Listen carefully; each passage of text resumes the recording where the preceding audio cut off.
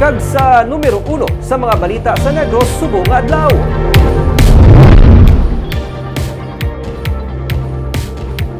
Sa ikaduha na nga adlaw sang sige-sige nga pagbunok sang ulan dala sang habagat, may mga lugar sa gihapon nga ginbaha sa Bacolod. Pati sa Bago City, may dalan nga temporaryo nga hindi malabyan bangod sang baha. May report si Romeo Subal.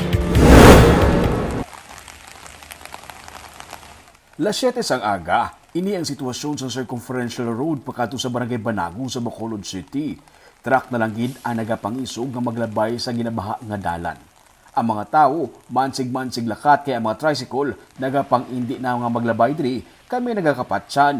Ang mga nagadala sa motor, nagasurrender pagkakita sa baha nga nagalapit na lang sa hawak ang kadalumon sa tubig. Sa punta dalong pagid. Ana bawlan niya ho.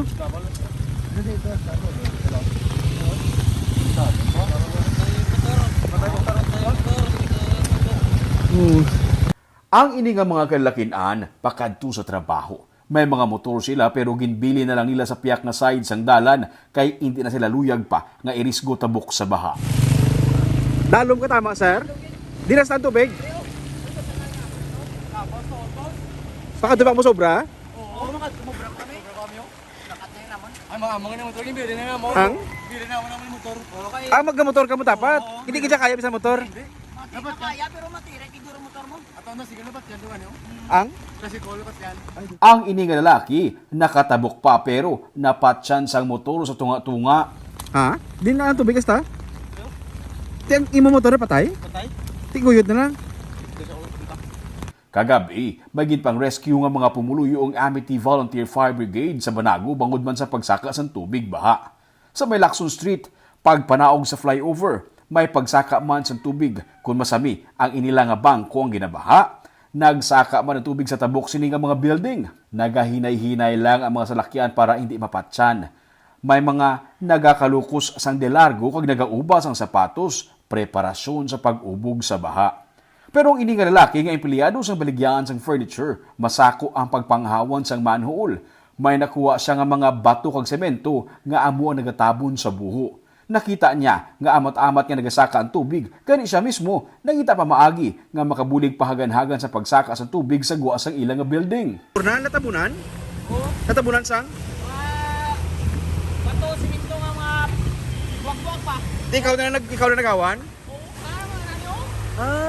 Di ka kaubra dira oh? Oo. Kung dili naman. Sabon. Aga ba sa mulod sa inyo, baliga? Like, Di ikaw na nagawan?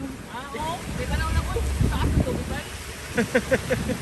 Sa guwa sang Robinson's Place, Bacolod, makita pa ang nagkalasang at nga mga basura sa baral, patimaan nga nagtaas ang tubig sang kagabi. May ginrescue sa tupad sang mall ang Bureau of Fire Protection nga mga pumuluyo bangod man sa pagsaka sang tubig. Sa may flyover sa may dalan Magsaysay, hindi na mo sinakadalom ang tubig baha kaina. Bisan sa may Manville, wala na sang baha.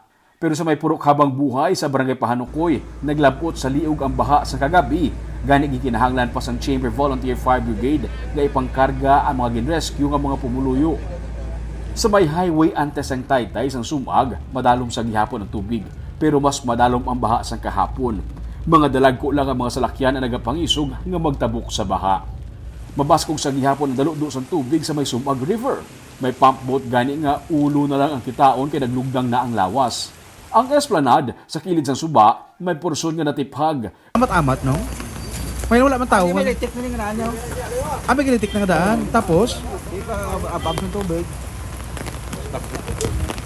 mga oras? Sa hapon. Kailan wala tao? Ang tamo tao niyo, delikado na yung ulan. Wala na bigatin dog iya. Ginbutangan sang yellow line para hindi pagtiniran sang tao kag naghalo na ang idalom. Suno sa mga residente, mga alas 4 sang hapon sang natiphag inibangod mayara na nga daan sang crack. Sa Bago City naman, sa may highway sang Barangay Sampinit malapit sa ospital, makita sa video ni Ay Parkon Lim nga nagdalom ang tubig. Dalagko lang ang mga salakyan ang makatabok.